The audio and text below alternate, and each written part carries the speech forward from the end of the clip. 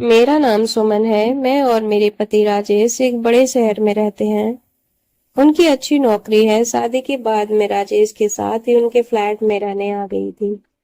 वो यहाँ करीब 1 साल से रहते थे। वो सुबह काम पर चले जाते थे। मैं घर में अकेली रहती थी। शादी के पहले से ही मुझे घर का काम करने में बिल्कुल भी दिलचस्पी नहीं थी। मैंने घर का काम करने के लिए एक नौकरानी रखी। उसे मेरी बिल्डिंग में काम करने वाली से पता चला था कि मुझे नौकरानी की जरूरत है। उसने अपना नाम राखी बताया। दिखने में भी सुंदर थी। वो हमारे बिल्डिंग के पास की ही बस्ती में रहती थी। वो जब मुझसे बात करने आई तो मैंने उसे रख लिया और अगले दिन से काम पर बुला लिया। अगले दिन सुबह सुबह ही वो मेरे दरवाजे पर आ गई। राजेश के ऑफिस का टाइम सुबह 9 बजे का है। वो रसोई घर में अपना काम कर रही थी। राजेश ऑफिस के लिए तैयार होकर बाहर नाश्ता करने के लिए आए। आते ही उन्होंने राखी को देखा। राखी को देखते ही वो किसी सोच में पड़ गए और राखी ने जब उन्हें देखा तो उसका चेहरा भी बदल गया। राखी उन्हें कुछ देर ऐसे ही देखती रही। फिर अचानक उसकी नजर मुझ पर पड़ी। जब उसे दिखाई दिया कि मैं उसे देख रही हूँ तो हड़बड़ाकर वो फिर अपने काम में लग गई। राजेश के साथ भी ऐसा ही था।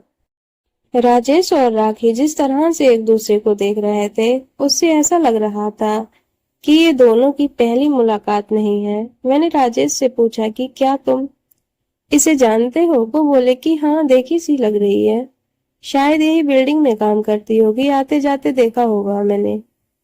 मैंने भी सोचा हाँ, हो सकता है। उनके जाने के बाद मैंने राखी से बात की। पूछा कि पहले इससे बिल्डिंग में कहाँ काम किया है? वो बोली नहीं मैडम, यहाँ तो मैं पहली बार आई हूँ। राखी फिर मुझसे पूछती है मैडम, ये आपके पति हैं?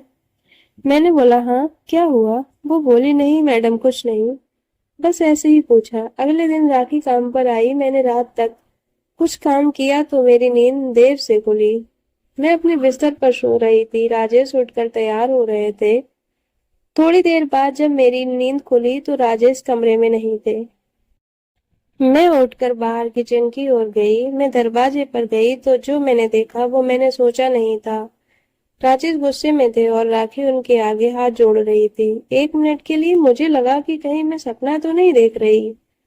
उन दोनों ने अभी मुझे नहीं देखा था। मैंने वहीं खड़े होकर उनकी बात सुनने की कोशिश की, लेकिन उसी पर राखी की नजर मुझ पर पड़ गई और वो फिर अपने काम में लग गई। राजेश मुझे देखकर मेरे पीछे बिना ही बोले कि वो मैं यहाँ इसलिए आया था, नाश्ता बना है नहीं, ऑफिस में लेट ना हो जाऊं। मेरे मन में अब शक आ गया था कि कुछ ना कुछ बात तो है जो ये दोनों छुपा रहे हैं। मेरे मन में अब कई तरह के विचार सोचने लगी थी। राजेश के ऑफिस जाने के बाद मैंने अब राखी से पूछा क्या बात कर रहे थे वो तुमसे? उसने कहा मैडम कुछ नहीं, उसने भी मुझे कुछ नहीं बताया। मैंने सोचा कि उसे नौकरी से निकाल देती हूँ, लेकिन फिर मैंने सोचा कि अभी उसे निकाल दूंगी तो पता कैसे चलेगा कि बात क्या है। मैं दिन भर यही सोचती रही। सोच रही थी कि उनसे सीधे सीधे बात कर लेती हूँ।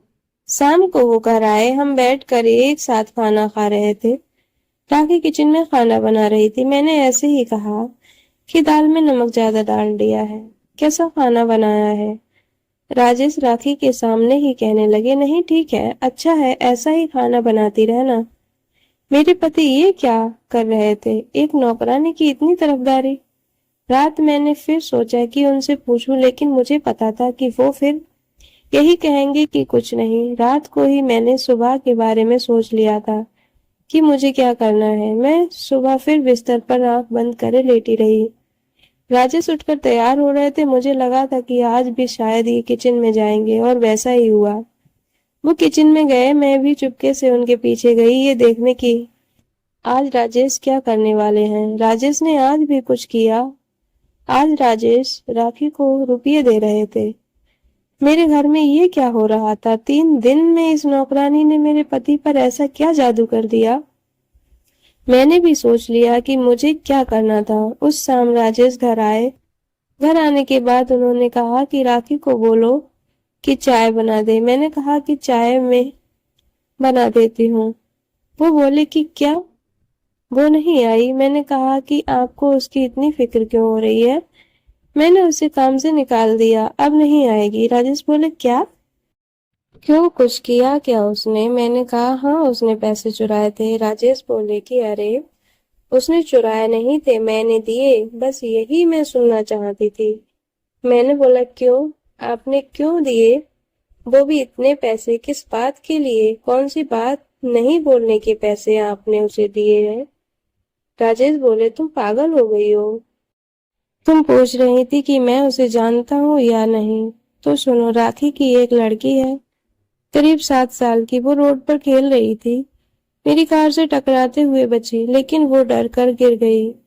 राखी का पति शराबी है, उसी दिन वो मुझसे लड़ने आया, राखी भी उसके साथ थी, भीड़ जमा हो गई थी, वो मुझसे बिना बात पैसे मांगने लगा। उस समय राखी ने भी उसका साथ दिया, नशे में वो कुछ भी कह रहा था, इसलिए मैंने बात को खत्म करने के लिए उसे पैसे दिए। राखी को देखते ही मैं पहचान गया था, वो मुझसे कह रही थी कि उस दिन के लिए मुझे माफ कर दो, मुझे भी कुछ पैसे चाहिए थे, इसीलिए मैंने पति का साथ दिया। अब वो उसके पति से अलग रहने लगी है और उसकी माँ और बच्ची की जिम्मेदारी उस पर है, इसीलिए वो कह रही थी कि उसे नौकरी नौकरी से मत निकालना, मैडम को वो बात मत बताना, नहीं तो मुझे भगा देंगी। इसीलिए मैंने उसे कुछ पैसे दिए ताकि वो अपना घर चला सके। उसकी आंखों में मुझे ईमानदारी लगी और तुमने उसे निकाल दिया, ये काम उसके लिए सहारा है, लड़ने का, भूख से, गरीबी से। वो मेहनत कर रही है, कुछ गलत काम नहीं कर रही है। मुझे उनकी बात सुनकर बहुत अफसोस हुआ, मुझे ना वो सब सोचना चाहिए था, ना उसे काम से निकालना था। मैंने कहीं से उसका नंबर मांगा और फिर उसे काम पर बुलाया। जब वो आई तो उसकी आंखों में आंसू थे। मैंने कहा कि तुमने तो मुझे बहुत कुछ सिखा दिया, मुझे माफ कर दो। राखी अभी भी हमारे यहाँ है, बहुत मन लगाकर काम करती है, उसकी बच्ची भी आती है, बहुत प्यारी है, भगवान मेहनत करने वाले के साथ है। तो दोस्तों, इस कहानी से हमें क्या सीख मिलती है? बिना सच जाने किसी पर इल्जाम नहीं लगाना चाहिए, किसी के बारे में गलत नहीं सोचना चाहिए। तो दोस्तों, हमें आपको ये कहानी कैसी लगी कमेंट करके जरूर बताइए और वीडियो को लाइक कीजिएगा, चैनल को सब्सक्राइब कीजिएगा। मिलते हैं नेक्स्ट वीडियो में, तब तक के लिए अपना ख्याल रखिए। Thanks for watching.